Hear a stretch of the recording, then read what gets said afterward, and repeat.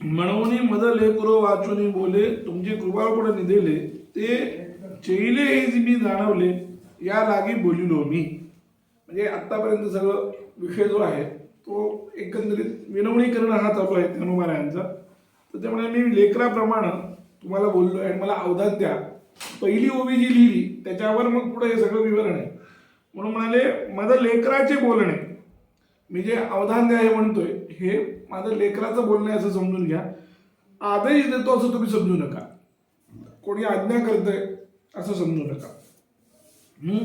म्हणून मद लेकरो वाचने बोले तुमची कृपापूर्णपणे निधले ते चैलेही जाणवले या लागे बोलिलो. तुम्ही कृपाळूपणे आहात आणि मला असं वाटलं म्हणाले की थोडंसं तुमचं लक्ष इकडे तिकडे गेले. निधेले या शब्दाचा अर्थ थोडीशी निद्राळूपणा आला आहे, झोप आली आहे लागली असं वाटल्यामुळं मी बोललो आहे. पण त्याच्यावर तुम्ही कृपा या लागी बोलिलो मी, यासाठी मी बोललोय. पण त्याचा अर्थ औद्धत्य आहे असं समजू नका अशी प्रार्थना त्यांनी केली. एरवी चांदणे पिकवित आहे चेपणे की वारया कापत आहे वाईणे हा हो गगनाचे गवसणी घालीजे केवी. जसं गगनाला गवसणी घालणं शक्य नाही किंवा चांदणी पिकवता येते का, चांदणी पिकवायला घालणं शक्य नाही. एरवी चांदणी पिकवित आहे चेपणे, शेतामध्ये पिकवायचं तर चांदणी जशी पिकवता येत नाही. किंवा वाऱ्याला की वारा घापत आहे वाहणी, वाऱ्याला लोटून जा म्हणून सांगितलं तर वारा उलटा वाहा म्हणजे तो उलटा त्याला वाटत नाही. किंवा आकाशाला जशी गवसणी घालता येत नाही तसं हे, कारण हे उलट व्हायला लागले सगळं. मोठ्या माणसाला आपण काम सांगणं, आपण हे करणं, म्हणून ते मोठ्या माणसांच्या हातून कुठली सेवा घेऊ नये असा एक नियम आहे ना. ब्राह्मणांकडून क्षत्रियांनी घेऊ नये.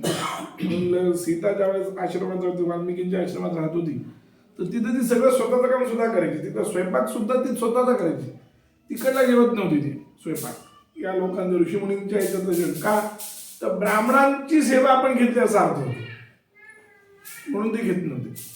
काय आपल्यापेक्षा जे मोठे आहेत मग ते वर्णानं असतील, ते वयानं असतील, गुणानं असतील किंवा आश्रमानं असतील. आता आश्रमामध्ये संन्यास आश्रम सर्वात श्रेष्ठ आहे, त्याच्या पुढे सगळे बाकीचे म्हातारे. म्हणजे अगदी 8-9 वर्षाचा एखादा संन्यासी बालक असेल तरी त्या तुम्ही 80 वर्षाचे असाल तरी तुम्ही त्याला नमस्कार केला पाहिजे. मी 80 वर्षाचा आहे मी त्याला नमस्कार नाही करणार असं नाही चालत, तर तिथं आश्रमाचं श्रेष्ठत्व आहे तिथं. पण हे असं आहे आणि मग त्यांची सेवा घ्यायची नसते. तर हे आता मी तुम्हाला म्हणतो अवधान द्या, तर हे एक उलट बोलण्यासारखं होईल आणि उलट व्यवस्थित घालणं वगैरे होईल. तर तसं मी माझा जे नाही आहे. म्हणजे असो शब्द ब्रह्म जे वाचे शब्द मावळले या निवांतून तो गीता तो मराठी या बोलले हा पाहू काही जाऊ द्या. मी जे बोललो आहे त्याचा अर्थ साधारणपणे विनंती वजा आहे, ती विनंती करत आहे. आता फक्त मी जे बोलत आहे ते म्हणाले असो शब्द ब्रह्म जिये बाजे, ज्या ब्रह्माच्या ठिकाणी शब्दाची प्रवृत्तीच होत नाही. कारण शब्दाची प्रवृत्ती होत नाही तर कारण असं की ब्रह्म हे शब्दाच्या क्षेत्रात येत नाही. शब्द ज्या गोष्टीचं वर्णन करू शकतं, जाती क्रिया संबंध नाम रूप क्रिया याच्याशिवाय शब्द बोलू शकत नाही. ब्रह्माच्या ठिकाणी काही नाही आहे. ब्रह्म हा शब्द सुद्धा ब्रह्मवाचक नाहीये हे लक्षात ठेवा. तसं जर नीट विचार केला तर ब्रह्म हा शब्द सुद्धा ब्रह्माच्या ठिकाणी नाही. कारण आचार्यांनी उपनिषदामध्ये स्पष्टपणे म्हणले सत्य शब्दे नापी न तू सत्य शब्द वाच्यमेव ब्रह्म सत्यम ज्ञानम अनंतम ब्रह्म असं श्रुती म्हणते. सत्य ज्ञान अनंत, पण याचा अर्थ सत्य शब्दाचं वाच्य ब्रह्म असं होत नाही. त्याचा अर्थ एकच आहे की सत्य म्हणजे त्याचा अर्थ श्रुती जरी सत्य म्हणत असेल तर असत्यत्वाचा अभाव दाखवतो. म्हणून ब्रह्म शब्द या शब्दाचा ब्रह्माचा अर्थ काय, व्यापकत्व, मोठेपणा. रूह धातू आहे त्याचा अर्थ आहे मोठेपणा. तर ते व्यापकपणा जो आहे याचा अर्थ व्यापकत्वाचा अभाव ब्रह्मशब्द आहे. म्हणून ब्रह्मशब्दाचं ते वाच्य नाही. जसं घट हे घट शब्दाचं वाच्य आहे. घट या शब्दाने आपण तो कुंभग्रीवनिमान पदार्थ दाखवतो. मोबाईल शब्दाने तो मोबाईल आपण दाखवतो. तसं ब्रह्मशब्दाने ब्रह्म हे वाच्य होत नाही. हे महत्वाचं आहे. का, कारण शब्द मावळल्या निवांतुनीचे, तिथे शब्द पूर्णपणे मावळतो, शब्दाची प्रवृत्ती होत नाही. म्हणून हाच भाव वेदस्तुतीत आहे. वेदस्तुतीत सुद्धा परीक्षित काय विचारतो, हाच प्रश्न विचारतो. ब्रह्मण्य निर्देशे निर्गुणे गुणवृत्तयः कथम चरन्ति श्रुतयः साक्षात सदसतः परे. ब्रह्म हे सत आणि असतच्या पलीकडे आणि निर्गुण आहे. ते नुसतं निर्गुण आहे असं नाही, ते निष्क्रिय आहे. निर्गुणे, निष्क्रिय, निराकार हे सगळं आहे. निसंबंध आहे. शब्दानां चतुष्टयी प्रवृत्ती. ही शब्दाची प्रवृत्ती 4 प्रकारे होते. गो शब्द सांगितला तर त्याचं प्रवृत्तीचं निमित्त काय? गो शब्दावरचं गोत्व जे प्रवृत्ती निमित्त आहे. ही जाती झाली. ब्रह्माच्या ठिकाणी कोणती जाती आहे? म्हणून ब्रह्मत्व त्याच्या ठिकाणी आहे म्हणून ब्रह्म शब्द त्याचं प्रवृत्त करतोय असं होत नाही. म्हणून ब्रह्मत्व जाती नाही. ब्रह्माच्या ठिकाणी क्रिया नाही. क्रिया जसं एखादा स्वयंपाकी म्हणून म्हणतो आपण, हा स्वयंपाकी, हा इंजिनियर वगैरे असं म्हणतो. हे काय? त्याची क्रिया आहे. इंजिनियर काय आहे? काम सांगतो आपण. स्वयंपाकी हे कामच सांगतो आपण, क्रिया आहे. ती क्रिया सुद्धा ब्रह्माच्या ठिकाणी नाही आहे. ब्रह्माचं क्रिया नाही म्हणून नाम नाही, जाती नाही, क्रिया नाही आणि संबंध नाही. ब्रह्माचा आपला काय संबंध आहे? कोणताच संबंध नाही. जो तादात्म्य संबंध आहे असं म्हणतो तो सुद्धा अध्यासिक आहे. अध्यासिक म्हणजे कल्पिलेला. ब्रह्माचा जगाचा जो संबंध आहे, कार्यकारण भाव वगैरे काय ते म्हणाल ते सुद्धा कल्पित आहे. कल्पित संबंध असल्यामुळे त्याच्या ठिकाणी काहीच नाही. म्हणून शब्द त्याला शब्दाला काही होऊ शकत नाही. म्हणून हे शब्द ब्रह्म जे बाजे शब्द मावळलिया निमान तू निजे तो गीतार्थ मराठी या बोलीजे हा पाहू काही. म्हणून जे परब्रह्म स्वरूप आहे जिथे शब्द मौन दाखवतो. वेद देखील म्हणून नेती नेती म्हणतो ना मौन. वेद सुद्धा काय करतं? नेती नेती नाही तर मौन. मौन एक पद्धत आहे ना सांगण्याची, की गप्प बसलं तरी ते मौनम सर्वार्थ साधन असं आहे ना. मौनाचं जे उदाहरण देतात ते कालिदासाच्या ह्याच्यातलं देतात. रघुवंशातलं 6th सर्गामध्ये इंदुमती स्वयंवर वर्णन आहे. रघुवंश कालिदासाला जो रघुवंश लिहिले, इंदुमती जी होती ती म्हणजे दशरथाची आई, रामाची आजी. तिथं जे स्वयंवर झालं त्या स्वयंवराच्या वेळेस प्रत्येकाच्या जवळ एक ती जी मैत्रीण होती, ती मैत्रीण प्रत्येक राजाचं वर्णन करायची आणि मग ही इंदुमती पुढं पुढं द्यायची तिला पण. आणि म्हणजे अजाचं वर्णन तिनं केलं. अज म्हणजे दशरथाचा बाप. त्याचं वर्णन केलं तेव्हा ती थांबली. त्याच्यावरून तिच्या लक्षात आलं की हिची इच्छा आहे.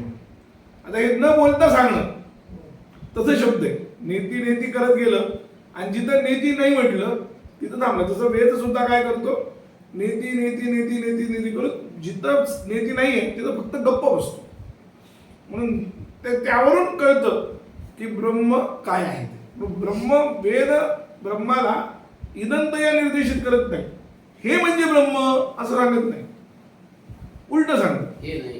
हे ब्रह्म नाही, हे ब्रह्म नाही, हे ब्रह्म नाही असं करत करत जातं आणि जिथं काही बोलत नाही ते समजायचं ब्रह्म असं आहे. काही बोलत नाही ते समजायचं ब्रह्म. जसं आता अजाचं वर्णन केलं की नाही, की त्याच्यात खूप वेगवेगळे राजे लोकांचे वर्णन आलेले. दीपशिखेवर रात्री हे, त्याच्यानंतर त्या काय ह्याचं किरा काय, कार्तवीर्याचं पण वर्णन आहे त्याच्यात.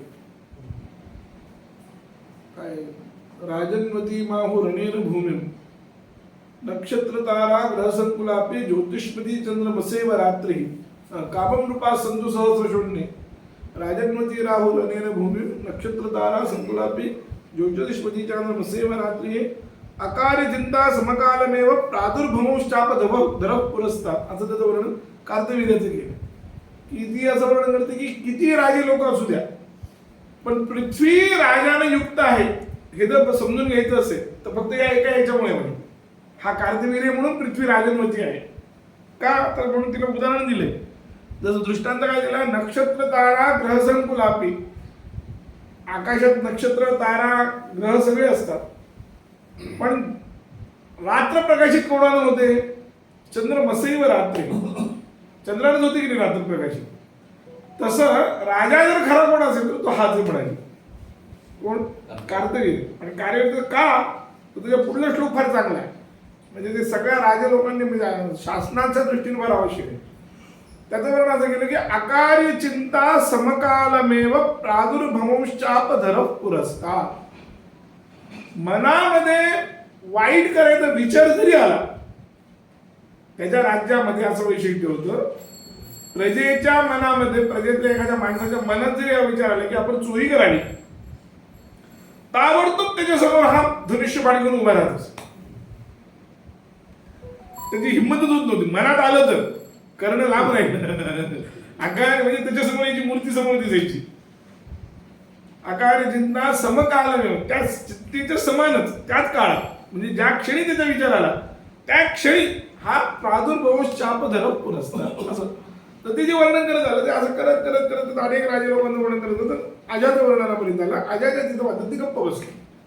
हे जसं अनिंदन म्हणजे इदंतयानं निर्देश करता सुद्धा लक्षात आलं की अजाला तिनं वरलेलं आहे, तसं श्रुती भगवंताचं हे नाही हे नाही हे नाही असं करत वर्णन करत येते. आणि तिथे पोचते. जिथे इदंतय वर्णन केलंय असं वाटतं आपल्याला, तिथे त्याचा अर्थ हाच आहे की ते व्यतिरिकच आहे.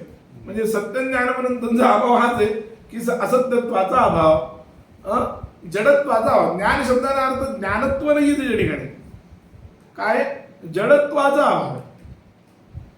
ज्ञान शब्दानं, अनंत शब्दाने परिच्छिन्नत्वाचा अभाव आहे त्याच्या ठिकाणी असं त्याचा. आणि अभाव जो असतो हा अधिकरण स्वरूप असतो. म्हणजे आता इथं घटाभाव आहे की नाही, तर हा अभाव वेगळा नाही आहे, तो अधिकरण म्हणजे भूतल स्वरूपच आहे, वेगळं काही नाही आहे, अधिकरण स्वरूपच असतो. मग अभाव अधिकरण स्वरूप असल्यामुळे असत्यत्व अभाव ब्रह्मरूपच झाला म्हणजे ब्रह्मसत्य झाला असं तर काय. ज्ञान जडत्व अभाव ब्रह्मरूपच झाला म्हणजे काय झालं, ब्रह्माच्या ठिकाणी जडत्व नाही असा जो अभाव अत्यंत अभाव, जडत्व नास्ती ब्रह्मणी जडत्व नास्ती, ब्रह्म जडत्वा भाववत असा जो काही आकार येईल त्याचा अर्थ होईल जडत्वाभाव आपल्या ठिकाणी येईल. ब्रह्मणी जडत्व नास्ती म्हणजे काय झालं, ब्रह्म हे अधिकरण झालं, जडत्वाचा अभाव त्याच्या ठिकाणी. तर अभाव हा अधिकरण स्वरूप असल्यामुळं जडत्वाभाव हा ब्रह्मस्वरूप झाला म्हणजे ब्रह्म चैतन्य चिन्मय असा त्याचा अर्थ आहे. म्हणून याच्यामध्ये सुद्धा स्वप्रकाशत्वाची काय ब्रह्म स्वप्रकाशम असं जे आपण म्हणतो की ब्रह्म आत्मा स्वप्रकाश आहे, याचा अर्थ काय माहितीये का, याचा अर्थ वेदांती जे करतात तो असा आहे, जड हे अस्वप्रकाश आहे असा अर्थ आहे. ब्रह्म स्वप्रकाश आहे या शब्दाचा अर्थ सरळ ब्रह्म स्वप्रकाश असा नाहीये, त्याचा उलटा अर्थ आहे. काय, जे जड आहे ते अस्वप्रकाश आहे. विपरीत लक्षणे म्हणतात त्याला. याचा अर्थ मी तुम्हाला एक उदाहरण देतो म्हणजे लक्षात येईल. समजा दोन माणसाचं भांडण झाले, एखादं शत्रू आहे, दोघांचं शत्रुत्व. काही दिवस खूप भांडणं होते आणि मग शत्रुत्व होऊन मग थोडंसं निवडलं. मग आता ते शत्रुत्व मोडण्यासाठी एकानं एकाला जेवायला घरी बोलवलं. त्या दोघांपैकी एकानं पहिल्यानं दुसऱ्याला आपल्या घरी जेवायला बोलवलं. ह्या दुसऱ्याचा एक तिसरा मित्र असतो, तो त्याला तो सांगतो की मला त्याला जेवायला बोलवलं. तर हा काय म्हणतो, विष खा म्हणतो. हा काय म्हणतो, म्हणजे याचा अर्थ काय, त्याला विष खावं का, याचा अर्थ काय, तू तिकडे जाऊ नको. म्हणजे शत्रू भोजन ग्रहण निवृत्ती आहे की नाही, शत्रू गृह भोजन निवृत्ती, शत्रूच्या घरापासून निवृत्ती त्याचा अर्थ आहे. ही अर्थ कसा झाला, हे लक्षण नाही झाला, हा सरळ अर्थ नाही झाला, हा उलटा अर्थ झाला. विष काय म्हणजे याचा अर्थ एक वेळ विष काय पण तिथे जाऊन जेवू नकोस असा त्याचा अर्थ आहे. हा त्यांना त्याच्याकडून निवृत्त करण्यात येतं. आता विष काय तर सरळ शब्द आहे की नाही, पण त्याचा तसा विपरीत अर्थ आहे. तसं ब्रह्म स्वप्रकाश आहे किंवा आत्मा स्वप्रकाश आहे. याचा अर्थ जे आत्मा नाही, आत्मा नाही कोण, सगळे पदार्थ, आत्मा भिन्न सगळे पदार्थ, ते कोण झाले, ते सगळे जड झाले, ते अस्वप्रकाश आहेत. म्हणजे ते स्वप्रकाश नाहीत. अस्वप्रकाश आहेत म्हणजे काय, स्वप्रकाश नाही असा विपरीत लक्षणी अर्थ होतो त्याचा. वेदांतामध्ये फार महत्वाचे शब्द आहेत की ब्रह्म आहे, ब्रह्म ज्ञानवान, ब्रह्मज्ञान आहे. या शब्दात सगळ्या शब्दांचे अर्थ उलटे, सरळ नाही झाले या सगळ्या. का, कारण वेद सरळपणे उत्तर देत नाही. कारण ब्रह्माच्या ठिकाणी शब्दांची प्रवृत्ती होत नाही. अडचण काय आहे, शब्दांच्या प्रवृत्तीचा बाध होतो आणि जिथं बाध होतो तिथं लक्षण असते. जसं आपण उलटे शब्द वापरतो, जसे माझं नेहमीची उदाहरण ना, शर्टात अंग घालतो का अंगात शर्ट घालतो, पायात चप्पल घालतो का चपलीत पाय घालतो. ही उदाहरण आहे. आपण चप्पल घालतो म्हणतो पण चपलीत पाय घालतो, बोलताना तर चप्पल घालतो असं म्हणतोय की नाही. उलट आहे की नाही. नांदेडला गाडी आली का गाडी नांदेडला गेली का नांदेड आलं, गाडी नांदेडला गेली मग म्हणताना आपण म्हणतो नांदेड आलं, चला स्टेशन आलं उतरा. असं हे सगळे शब्दप्रयोग कसे उलटे आहेत, तसंच हा सगळा शब्दप्रयोग उलटा असं म्हणणे कोणाचं, वेदाचं. की ब्रह्म आहे, ब्रह्मज्ञान आहे, ब्रह्म सत्य आहे, ब्रह्म अनंत आहे, हा शब्द प्रयोग उलटा आहे. याचा अर्थ काय, असत्यत्वाचा अभाव ब्रह्म आहे, असत्यत्वाचा अभाव ब्रह्माच्या ठिकाणी आहे, किंवा असत्यत्वाभाव स्वरूपी ब्रह्म आहे, जडत्वाभाव स्वरूपी ब्रह्म आहे, परिच्छिन्नत्वाभाव स्वरूपी ब्रह्म आहे. मग ब्रह्म स्वप्रकाश आहे, याचा अर्थ काय, म्हणले जे जड आहे त्या स्वप्रकाश आहे, हा त्याचा अर्थ आहे.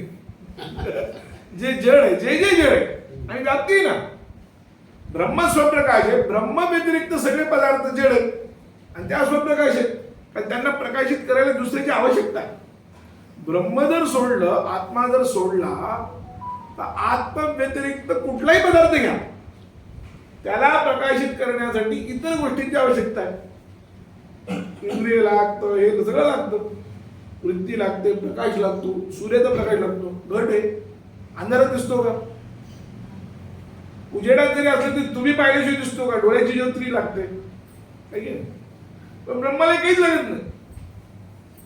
सुषुप्ती अवस्थेमध्ये काही नसताना ब्रह्म जाणवतं की नाही,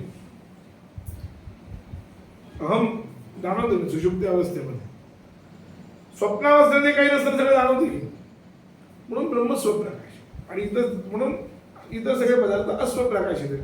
म्हणून ब्रह्म स्वप्रकाश आहे या शब्दाचा हा उलटा अर्थ आहे. तेच त्यांनी ज्ञानोबाराय म्हणतात. म्हणून इथे फार चांगलं वाक्य यांनी दिलं, म्हणजे आचार्यांचे वाक्य काढलेत त्यांनी, टीकाकारांनी. हे बघा, तस्मादेव न ज्ञान शब्द वाच्यमपि तत् ब्रह्म, सत्य ज्ञानपर्यंत ब्रह्म या श्रुतीवर, तैत्तिरीयोपनिषदाच्या श्रुतीवर भाष्य करत असताना आचार्य म्हणतात, ज्ञान शब्द वाच्यम अपि न तत् ब्रह्म. ब्रह्म हे ज्ञान शब्द वाच्य नाही, म्हणजे ज्ञान शब्दाचा अर्थ ब्रह्म नाही. मग काय, अज्ञानत्वाचा अभाव.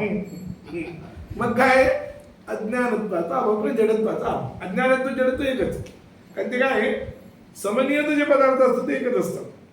त्याचाच म्हणलं सत्य शब्देनापि न तू सत्य शब्द वाच्यमेव ब्रह्म. पुन्हा ते आचार्य सांगितलं, सत्य पण शब्द वाच्य ब्रह्म नाहीये. याचा काय, याचा अर्थ हाच आहे की जे जे आपण बोलतो त्या ठिकाणी शब्द वापस येतात. यतो वाचो निवर्तन्ते अप्राप्य मनसासह, तैत्तिरीयोपनिषद असं म्हणतात. यतः वाचः निवर्तन्ते, वाचा म्हणजे वाणी, शब्द. वाणी तर म्हणजे वाणी म्हणजे शब्द. यतो वाचो निवर्तन्ते अप्राप्य मनसासह, मनाबरोबर वाणी वापस येते. त्या ब्रह्मापर्यंत मन पोचत नाही, शब्द पोचत नाही, काही पोचत नाही.